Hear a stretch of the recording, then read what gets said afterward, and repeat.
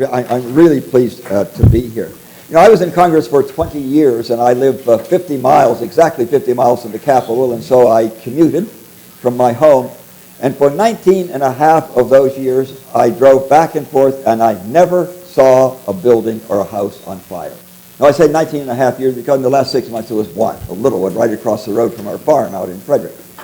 And you know, every one of those buildings, I'm pretty sure, had fire insurance. Now, how likely were they to burn? In 19 and a half years, I never saw one of them on fire. And yet, I'm sure that every one of those, pretty much sure that every one of those had fire insurance. I know when I acquire a new structure, I can't sleep well unless I have fire insurance on it. Now, there's far less chance that a single house is going to burn than there is that we're going to have a major emergency requiring the kind of planning that we're talking about today. Why in the heck don't we get it as a society? Why do you go into a panic mode if you don't have fire insurance on your house and yet you're perfectly benign? You don't have bad dreams or anything about an EMP attack. Without electricity for a year? Can you imagine what happens in a city like this when you're... How many of you have read 1 Second After? Okay, big show of hands. All right. And that was in a little town. They did real well. Only 80% of their population died the first year.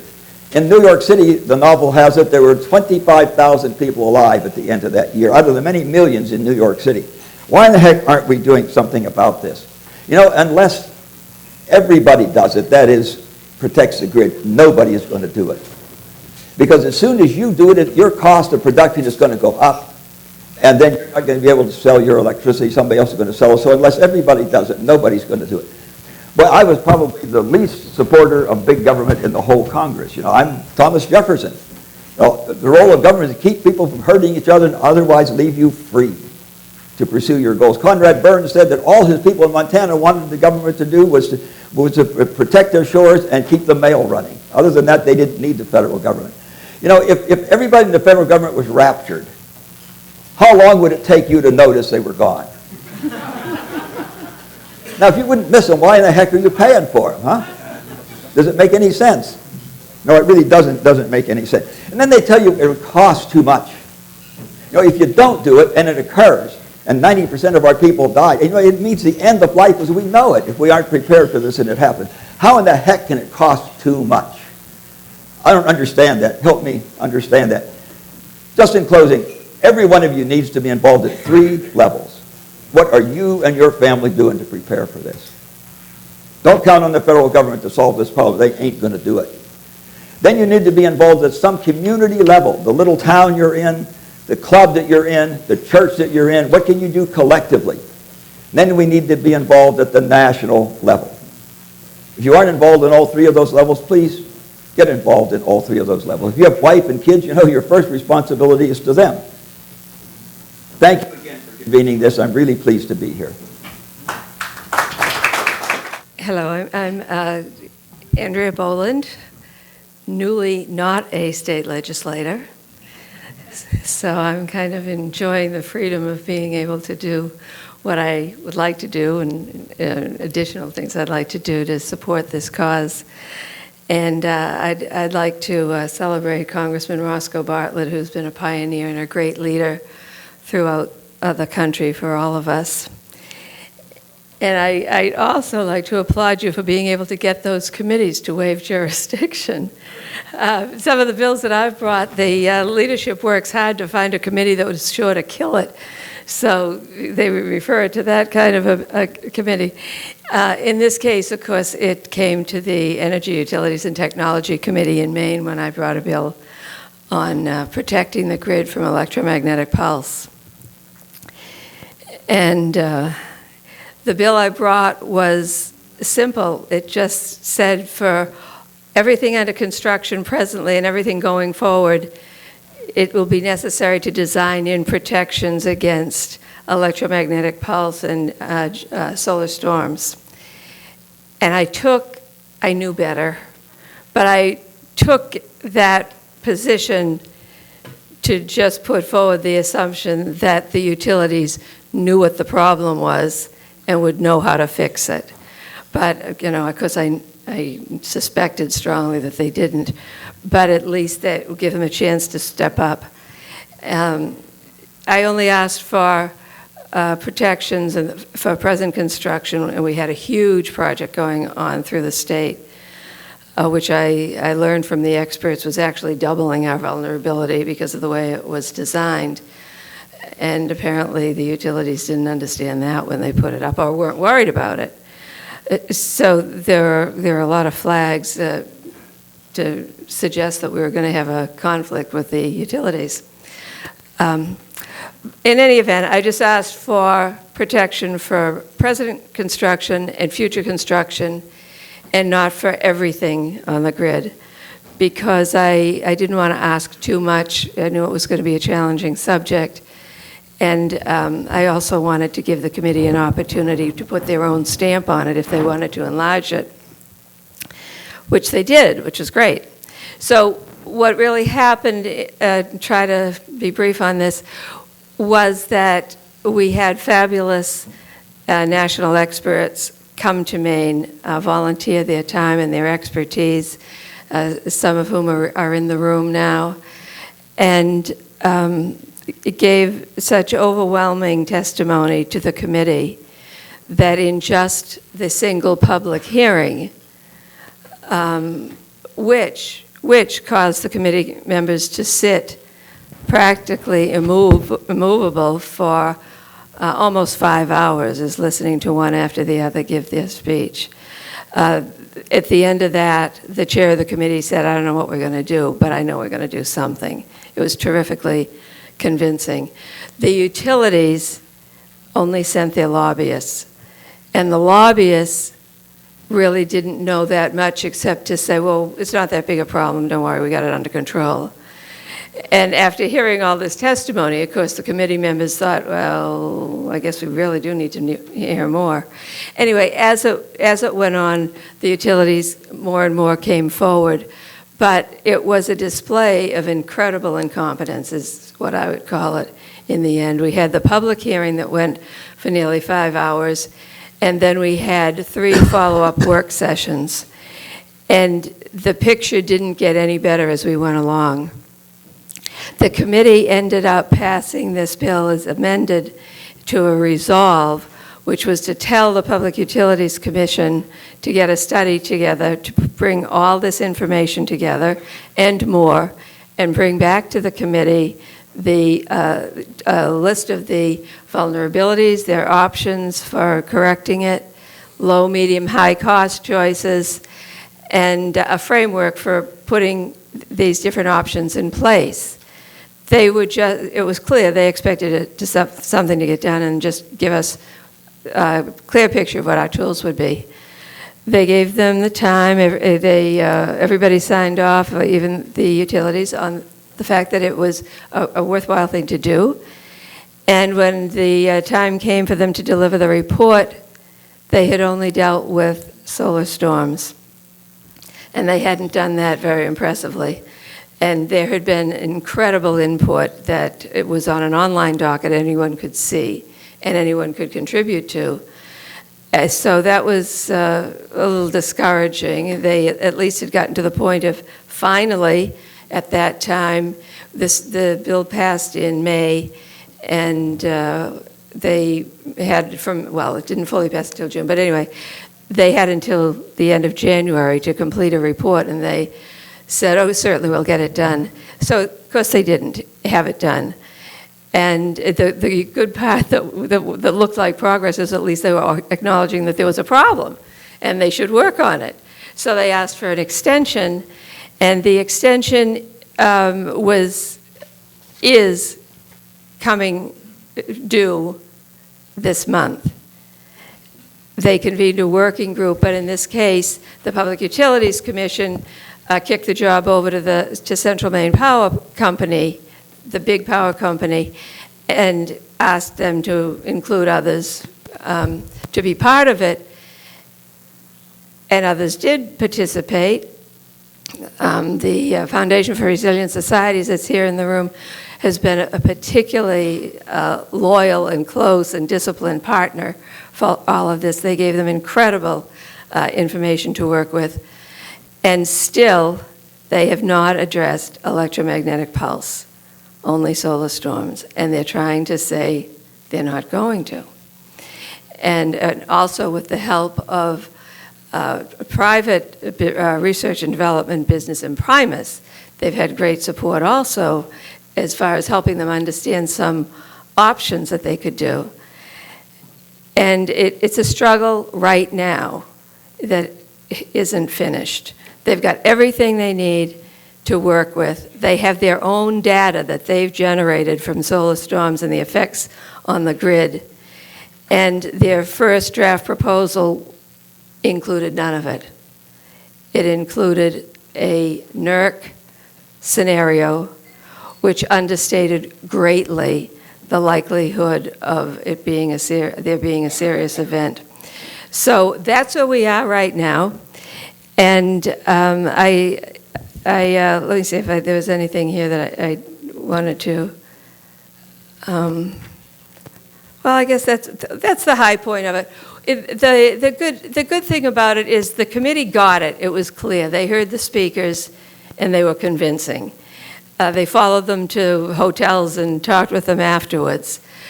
The legislature, the House of Representatives, passed the bill unanimously. The Senate passed it 32-3. And even though we have a very highly inclined to veto governor, he let it pass without his signature, which to me was a huge victory. So we've got everything in place. I think it's really good legislation. You'll see it in this booklet that Chuck is handing out for you. It just is a great guideline for anyone else going forward. Just give us the facts. We'll sort them out. Give us what it will cost. Very inexpensive. We figured it would really cost at the most, maybe $250 a year for 5 years. As one person commented, it's the cost of a movie ticket to get this enough protection in place that we would survive a major event. And it could cost a lot less than that, depending on how the ISO does it. It could be just 25 cents or 35 cents a year, and even in Maine, we can afford that. So I want to just tell you that we continue to fight really hard for this, and I must say, Congressman Bartlett asked, how can it cost too much? And I have to tell you, Congressman Bartlett, if you would like to come to Maine, Central Maine Power can give you all sorts of reasons that it could cost too much. Somehow or other, they really don't recognize the benefits, which could actually increase their profits if they got this thing under control. But they are squirming and diverting attention in every direction they can to try not to do this. We're going to hear from another state that has an entirely different story to tell, which will make me look totally inept. But anyway, that's a report from Maine. Okay. Well, good morning. All this doom and gloom. Merry Christmas. I not only get to deliver some EMP good news, but we only have a $2.4 billion shortfall in our coffers this year to deal with in a few months, less than a month. So we're dealing with a lot in Virginia. I'm sure quite a few of you live in Virginia. Let me just tell you where we are with our standing with EMP and why I'm standing at this lectern or podium this morning. I guess it was last year at some point, Scott Cooper's in the audience. I want to thank Scott for that, piling more on my plate. But Scott's father, Ambassador Hank Cooper, our former TAG, General Bob Newman, came to me with an issue on EMP. And let me tell you my background. At one point in my life, I wore a pixelated digital uniform, Army Ranger Type 1 each, and I'm a fixer. So this was an issue that on one of the commissions I serve on the Commission on Military Installation and Defense Activities. Most of you all know what we went through back on 9/11 and how closely tied to the federal government Virginia is, and especially to the Pentagon and our military establishment.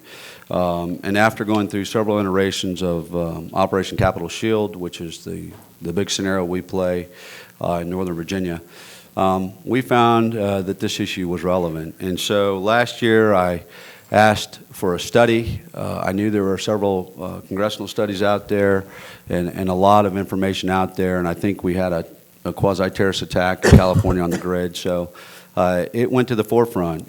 We pushed it out last year in a bipartisan effort. It was signed.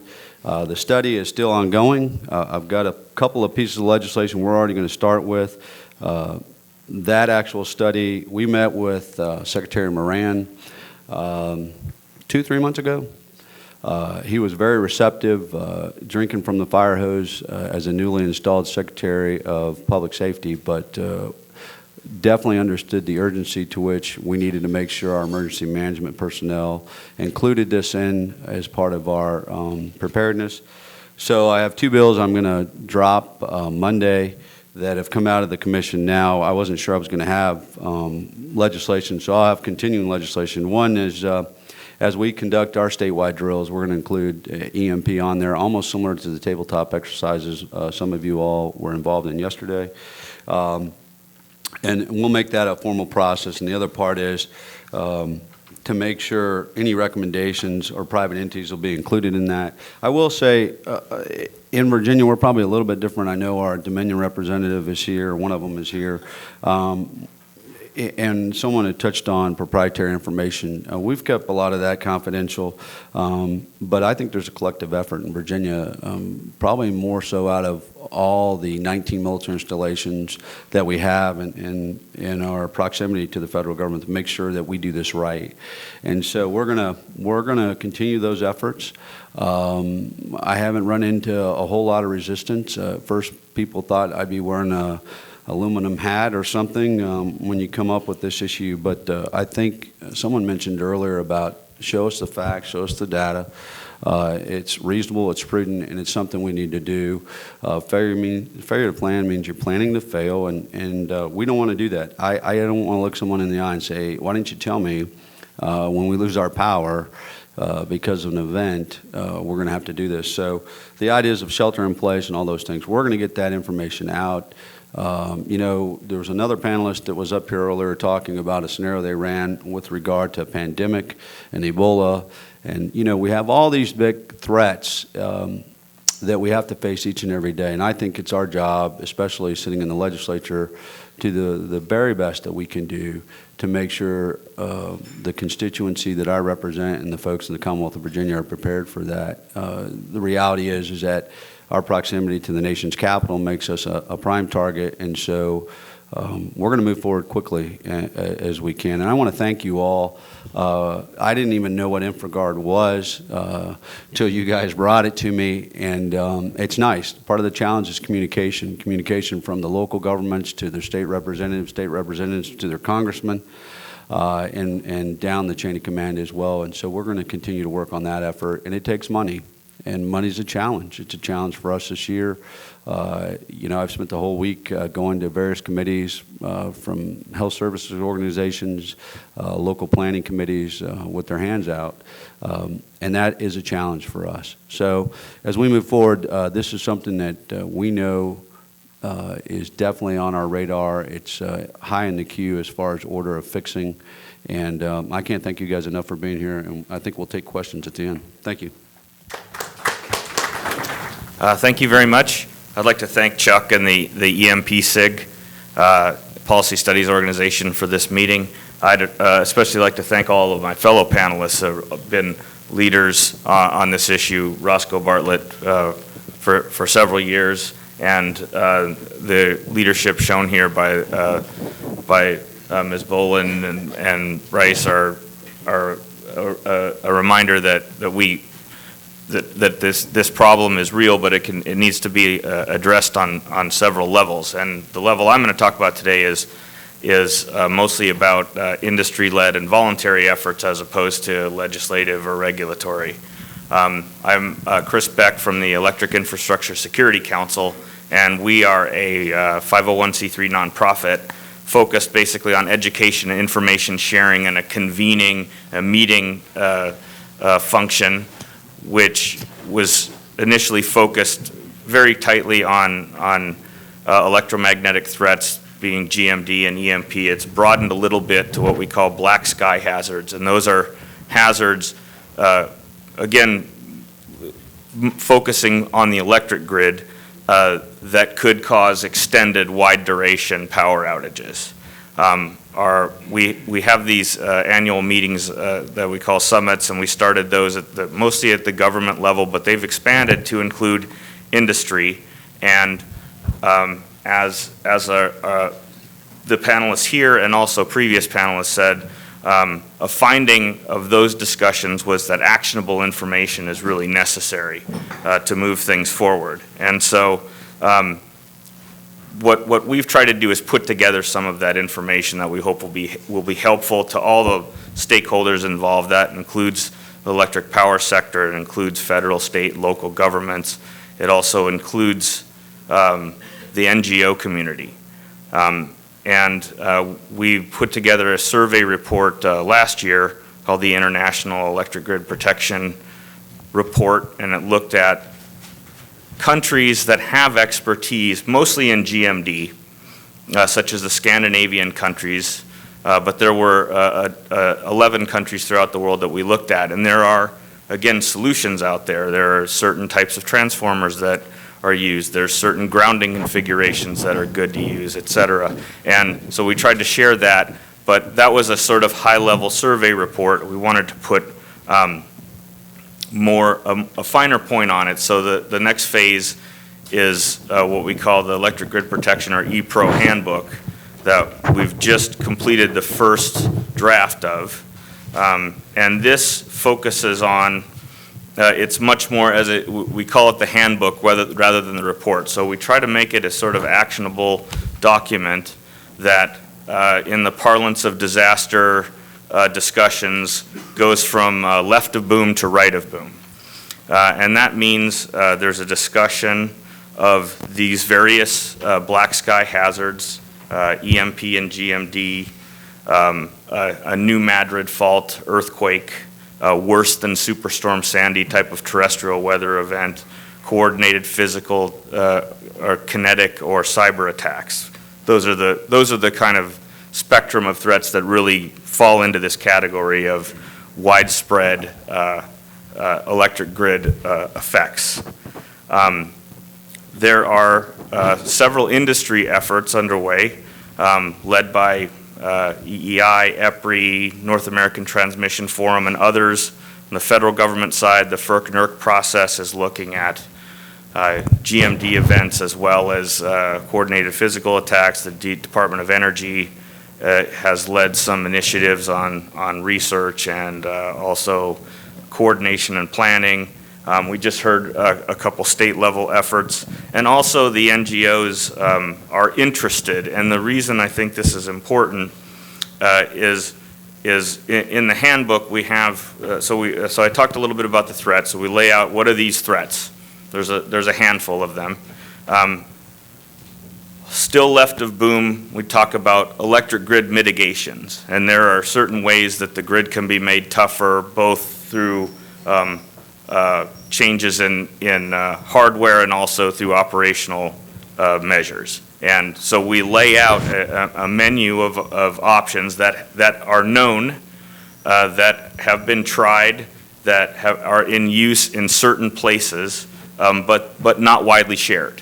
And we hope that sharing of the ability to see, well, here's some options. And we really tried to also focus on cost effectiveness of those options. So the Senator Johnson earlier this morning talked about, well, how much can I get for this much money, and how much can I get for this much money? So we lay out a 3-level scenario of minimum, intermediate, and comprehensive EMP protection, and what those would look like. It basically has to do with focusing on which nodes are most critical. Certain things, your black start critical cranking paths, we can go beyond that. You can harden additional things. That's on the mitigation side. And on the response side, what's important is, as society gets more and more electrified, when we have a disaster, typically what happens, say, I'll use the Red Cross as an example. Red Cross shows up, there's been an earthquake or a hurricane. Society's disrupted, power outage is part of that. but they come in, they set up a feeding and medical care station. They're directly addressing citizens who are in distress, who are injured, who are hungry. And somewhere over there, hopefully the power companies getting the power back on. But as we become more and more reliant on power, the power outage is actually one of the key elements of the disaster. The longer the power is out, that's actually one of the biggest problems. And so we're trying to get a more comprehensive discussion between the power companies and the federal and state governments and the NGOs to say, how can we all work together to get the power back on faster? Maybe the Red Cross actually needs some direct support to the power companies to help that process. And so instead of a field hospital, you actually get the power back on to the real hospital in a more expedited manner. So that's the idea of the response side. And as I said, it's a compendium of actionable items. It grew out of some discussions among industry groups, among the NGO community and of the state level, which was hosted by the National Governors Association. So it's as our role at EIS, we're kind of an aggregator. So none of us sat down at EIS and thought up some stuff. We all drew this from experts, and we're having a reconvening of those experts in a couple of weeks to present our handbook to them for their review, their approval, make sure we got everything right. But we hope moving forward that is not just a one-off. The plan is for that to have it to be an ongoing process, and that we can get that information out so that the responsible authorities and also the power companies and other critical infrastructure owners and operators actually have some very actionable information that they can use to help address this problem. So in the next few minutes, what I'd like to be able to do is see what questions Maine may have for Virginia and what questions Virginia might have for Maine. As starters, I think we have a microphone out there too. You get the first question, Andrea, if you're ready, or I have somebody who's going to be recognized out there with a question, but panels go first. So how about questions for each other? Share the microphone there. Congressman Bartlett has a question too. I think you each have a microphone that should work. There are two ways that terrorists could bring down the grid. One is through hacking, a cyber attack, and the other is through physical damage to our substations. I thought there were 13 critical ones. After the California experience, we told the world there were 11. I don't know how easy it is to find out which 11 they are. But if we are prepared for an EMP attack, how well does that prepare us for these two kinds of terrorist attacks? Or is this another kind of preparation for the cyber attack and the physical attack? Okay, so are you asking? Whoever has an answer. I mean, I'll be glad to give a quick response, but if you guys want to answer it first, but I'll be glad to give a response to that initially. But go ahead. I'll be happy to try to address some of that with as the state level planning and talking to our VDEM and those folks. You know, when you talk about EMP, that's one small section of a bigger plan. And I briefly talked about a pandemic or whatever it is. So there's initial planning and preparation has to go to all of those. Each is defined differently, and you know you have to have different remedies. But I think overall for us is how do we, and I'm going to break this down because I'm an infantry officer, shoot, move, and communicate in that environment. Do we use runners, or are we protected enough? So for us right now, Congressman, and I'll just call it like I see it, because Congress inaction for so long, we can't do that at the state level because the government that's closest to the people is the one that's probably the most responsive. And so we have to be that way. And so we've taken the bull by the horns, and I know exactly what our National Guard capabilities are in this environment. And so as we get the rest of it in, we'll know where those deficiencies are. But the biggest thing is I don't even know what until we finalize some of those things and run through a couple scenarios and tabletops. I'm not going to know that we're prepared for that But the bigger issue is we didn't even have it on our radar at first, so I think we're a few steps closer. I'd like to add that in the event of an electromagnetic pulse attack or even a solar storm, we could be years recovering from it, particularly if we haven't protected the major transformers, which cost about $10 million each, and currently may take up to almost a couple of years to get. And when we're in line with a lot of other people, maybe other countries, requesting them, it could be even longer. And in that period of time, we'd lose it's estimated maybe 70 to 90% of our population in the first year. It does just huge physical and disruptive damage, I'd say really even beyond cyber. I think the grid failure follows the same sequence however it's initiated. There are surges of electricity and the big transformers are blown, and we don't even make them in this country. We can't make them. We order them from Germany or South Korea, and if they haven't had the solar storm, they'll make us one by and by. In a year or so, we'll be back in business. My question was, if we're prepared for an EMP attack, does that prepare us for a terrorist attack, either a cyber attack or a physical attack? So I can address that a little bit. So as on the two sides, on the preparation versus the response side, the response for various power outages is much more, the Venn diagram for the different types of threats overlaps quite a bit more on the response side than it does on the preparation side, but there is overlap. So for example, preparing for EMP, let's talk about non-nuclear EMP from a radio device. There are certain preparation mitigation options that have to do with standoff distances, access control, some electromagnetic fencing that can reduce the power spectrum of an IEMI device that would also impede a sniper or someone with a bomb from getting to the critical facility. Preparations for EMP, which have to do with one of the vulnerabilities for EMP, both non-nuclear and nuclear, is control systems and computers. And so protecting those, the protections for those computers are more physical,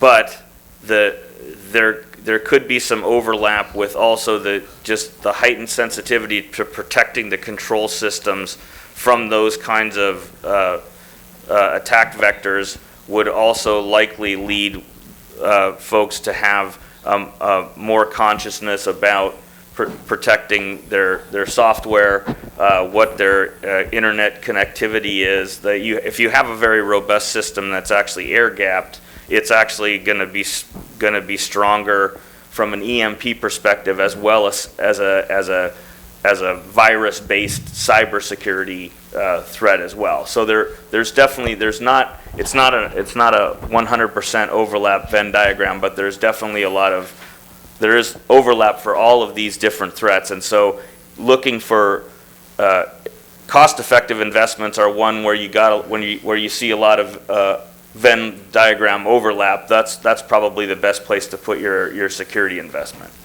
Yeah, I have a remark I'll add to the table as well. So if somebody, who's got a capability of hacking, and the problem with industrial controls, it's a very different game than our typical computer right now. It's far more complex. And we had some great cyber experts, by the way, who outlined that threat in our read-ahead material yesterday for the tabletop exercise, which all of you here and watching this are welcome to have. But for example, if a hacker goes in and disrupts something, he might tell, in effect, a piece of equipment to turn on when it should turn off. Something as simple as that. Turning something on or off at just the wrong time could itself cause damage, or could itself cause, say, a surge, electrical surge through something that could either cause damage.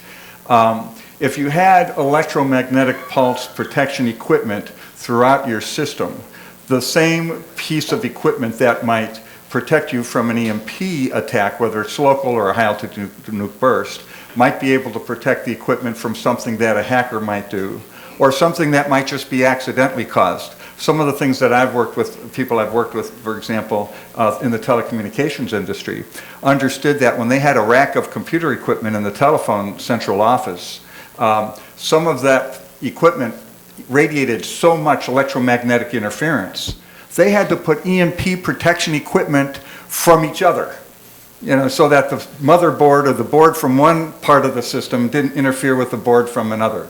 And there's a whole discipline called electromagnetic compatibility that engineers understand how to do that. So there's a payoff when you systematically ask the questions like you did.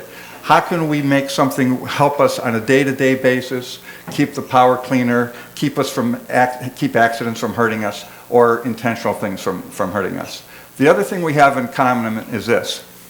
I think as a society, I say that we've stumbled our way because it's so effective to use these wonderful things that the utility grids have created for us. It's so inexpensive to just plug something in the wall for 5 cents a kilowatt hour. And we've maximized efficiency by minimizing resiliency. And one of the things that I would encourage us to do, and I think many of us have done, is saying, let's not put all our eggs in one basket.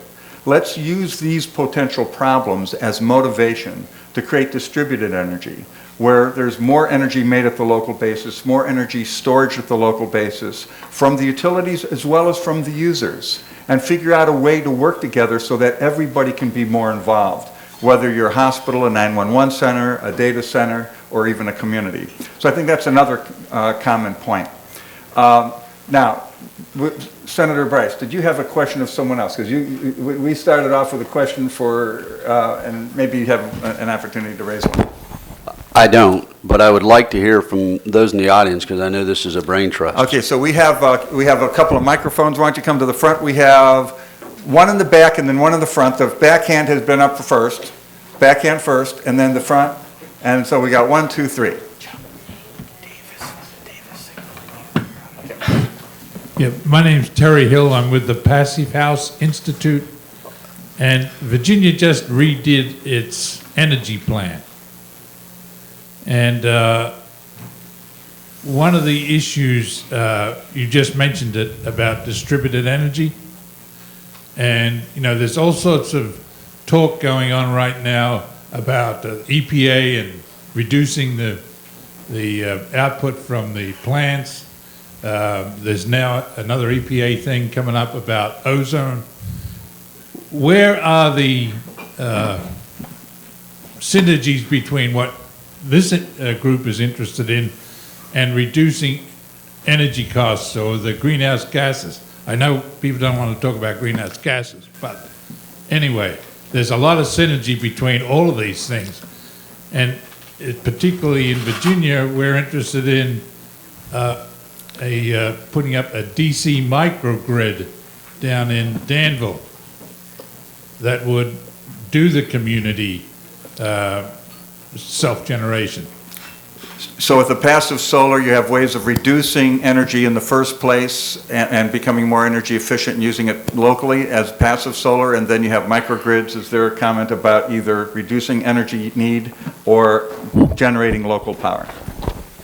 Let me just comment specifically to Virginia because that's home for me. So the governor puts out I think it was 23-page, no, it was 423 pages energy plan.